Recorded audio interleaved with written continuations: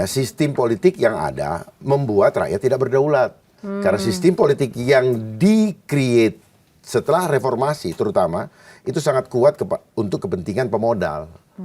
Pemodal sehingga rakyat ditinggalkan.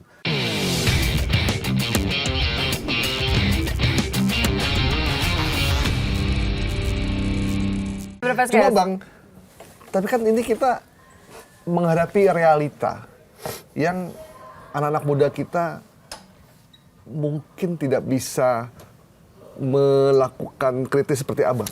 Bukan tidak bisa, dibuat tidak bisa oleh sistem. Iya, maksudnya gini loh. Enggak, biar tahu. Oke, Saya tahu. Iya, realita yang ada, realita yang di engineering.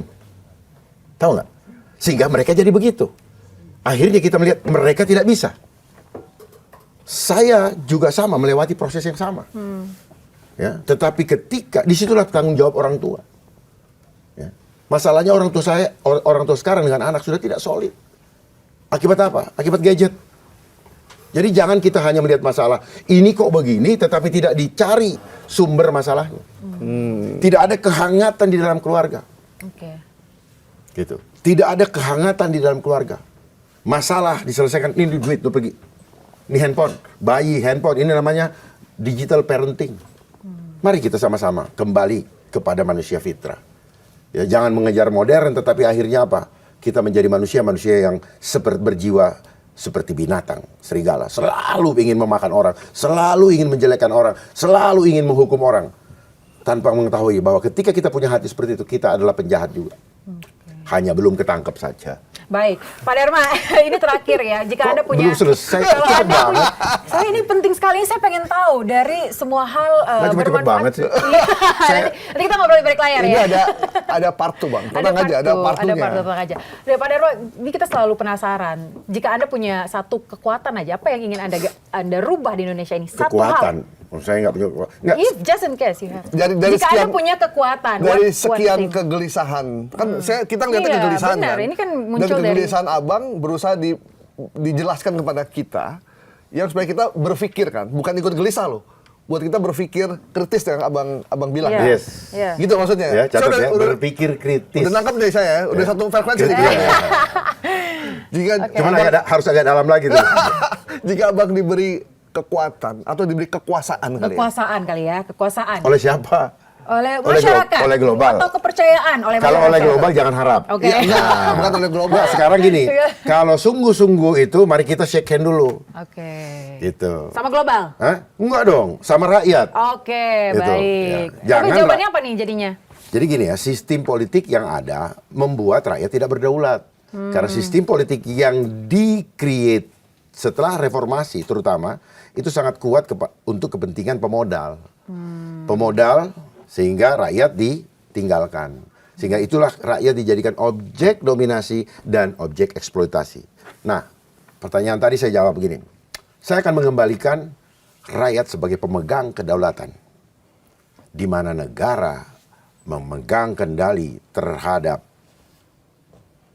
perencanaan, terhadap data, terhadap energi, pangan, itu harus betul-betul dikendalikan. Kenapa saya bilang harus perencanaan? Karena perencanaan yang ada, yang selama ini terjadi di Indonesia sejak Presiden kedua, sungguh-sungguh dikendalikan oleh perencanaan dari endorse global. Lihat ada instansi yang bagian perencanaan nasional. Ya, Bapak Nas. Disitulah semuanya. Bapak yang ngomong ya. Itu Di mana sini lagi. Di sini.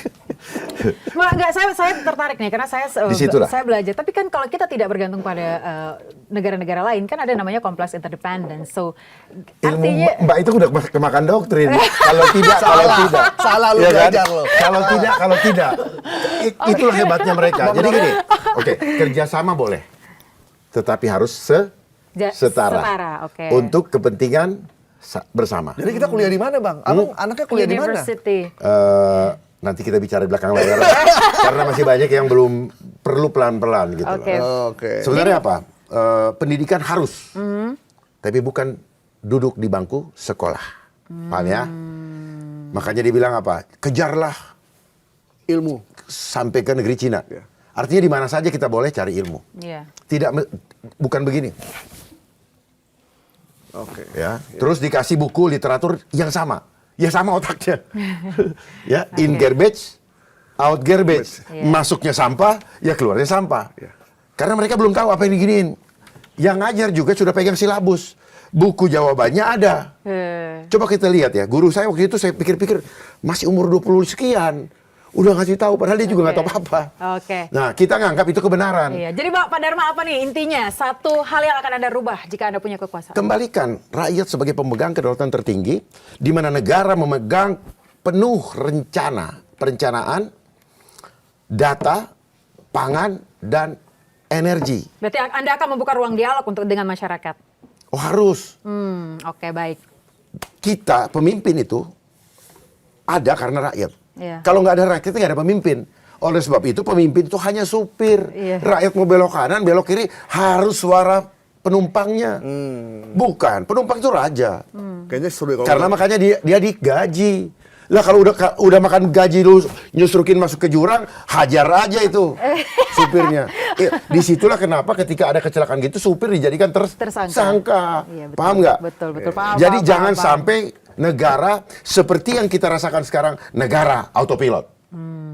Tidak ada negara autopilot. Tidak baik untuk masyarakat. Loh, autopilot itu apa? Rencana skrip sudah ada yang dibuat oleh orang lain. Paham ya? Baik. Paham kalau nggak? begitu, paham dong. Paham nggak? Paham, Nah, Pak sekarang Dharma. negara kita autopilot nggak? Kita apa ya? Enggak, Works by saya- system. Kita enggak. berjalan dengan adanya sistem. Autopilot namanya. Autopilot. Sistemnya sistem yang dibuat sendiri atau mengikuti. Dibuat Kata dan sistem mengikuti oleh saja, masyarakat. kata sistem saja Oke. itu kita sudah adopsi. Oke, Dari baik. situ saja kita punya pola pikir yang dibilang sistematis padahal sudah dikontrol oleh fase-fase tadi. Kayaknya kita harus ada part 2 ya. Kita mesti bikin program khusus deh buat beliau. Buat beliau, Saya ya. namain Kerajaan Eling Dharma. Oh mungkin kayak ada film sinetron Angling Dharma. Nah, Ya, ya. kalau ini Eling Dharma. Eling kan bahasa Jawanya kan ini kan apa? Dharmanya jangan nama saya tapi kebenaran. Kebenaran. Kebaikan. Sip. Baik, kalau begitu terima kasih Pak Dharma Pongrekon sudah hadir Udah- di Bikin udah Terang. capek? Kita sebenarnya sudah bikin terang ya dari Iya. kegelapan pola pikir yang selama ini Ini terbentuk. seorang raja dari Kerajaan Eling Dharma. Betul sekali. Mungkin kita akan buat part 2 nanti Oke, ya dengan Pak Dharma. Kalau gitu terima kasih. Kita ketemu lagi di Bikin Terang episode berikutnya. Sampai jumpa. Terima kasih Pak Dharma Pongrekon. Terima Terima kasih. kasih Luar Pak biasa. Dharma.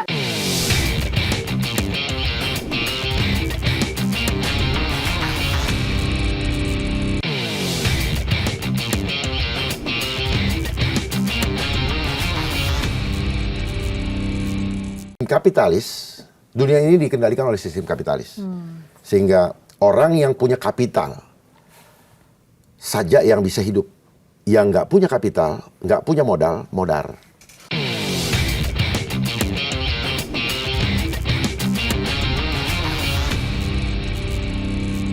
Kita mau ke intinya ini, kita bahas soal tadi kedaulatan negara. Indonesia, orang-orang Indonesia, masyarakat Indonesia, yang tadi Anda sudah jelaskan bahwa ada elit global. Harusnya punya pola pikir seperti apa untuk kemudian bisa mempertahankan stabilitas nasional kita. Karena secara geografis, kalau World War III terjadi, kita menjadi salah satu negara yang bisa dikatakan aman, pulaunya banyak. Dari mana kamu tahu itu? Well, geographically speaking. Ya, jangan-jangan dari ChatGPT. Oh, enggak dong. Dari mana kamu tahu ada World War III? You mention. No, I don't mention World War III. But Anda mengatakan No, bahwa beliau. dinamika global tidak baik-baik saja. Kemarin. Ya, tidak baik-baik Oke, saya, Oke, yes. baik. Yes. Bagaimana masyarakat Indonesia harus punya pola pikir seperti apa untuk menyelamatkan dirinya, bangsanya dari dinamika global yang tidak baik-baik saja? Jadi 2 hari lalu Pak SBY men-tweet satu tulisan panjang di X bahwa dia mengkhawatirkan akan terjadi perang dunia ketiga Iya. karena ada para pemimpin yang haus kekuasaan Iya. dan pemimpin yang haus dengan sumber daya Nah, sehingga dikhawatirkan itu akan memicu. Nah, itu yang dia bilang oke. dengan alasan panjang lebar. Berarti beliau paham. Berarti beliau paham. Ya, beliau paham. Kenapa beliau paham? Karena beliau melewati proses yang cukup panjang selama 10 tahun. Bahkan sebelumnya pernah sekolah di Georgia, Amerika. Sehingga beliau paham betul bagaimana kerjanya global. Gitu. Makanya sistem kapitalis, dunia ini dikendalikan oleh sistem kapitalis. Sehingga orang yang punya kapital saja yang bisa hidup. Yang nggak punya kapital, nggak punya modal, modar. Modal. Untuk punya kapital atau punya modal harus terkoneksi dengan ordal. Beliau paham betul itu. Makanya oligarki selalu terkoneksi dengan penguasa. Nah, kenapa beliau paham? Karena beliau tahu betul bahwa dunia ini dikendalikan oleh sistem yang berkuasa. Siapa yang sistem yang berkuasa? Ya, adidaya. Adidaya tidak mengenal veto, dia punya hak veto. Dia juga jadi anggota keamanan PBB. Ya, sekali lagi ada PBB. Itulah bukan kebetulan United Nations berkedudukan di Amerika. Bukan kebetulan. Karena Amerika adalah negara yang dikendalikan oleh industri-industri besar. Sehingga para pemimpinnya harus mengikatkan diri untuk berjanji dulu. Ya, mungkin sumpah darah untuk sebelum jadi presiden. Kalau ada perjanjian yang dilanggar, contoh John F. Kennedy, Ronald Reagan, dan sebagainya. Jadi kalau yang aman-aman aja berarti masih nurut-nurut aja. Makanya banyak orang yang mulai melenceng atau tidak mau mengikuti agenda kontrol global biasanya hilang dengan berbagai macam alasan. Mati secara misterius. Menurut Abang, Donald Trump itu mengikuti agenda atau dia melawan dari agenda global? Kita harus waspada, dunia ini panggung sandiwara. Seringkali kita melihat awalnya baik, tiba-tiba kok begini. Ya, kita alami di negara kita. Kita melihat seseorang yang lugu. Akhirnya apa? Di akhirnya banyak orang mencerca. Muncullah istilah, sakitnya kita tuh di sini rakyat. Ya kan? Nah, kita harus pahami nih. Ya saya ini, akhirnya apa? Kenapa?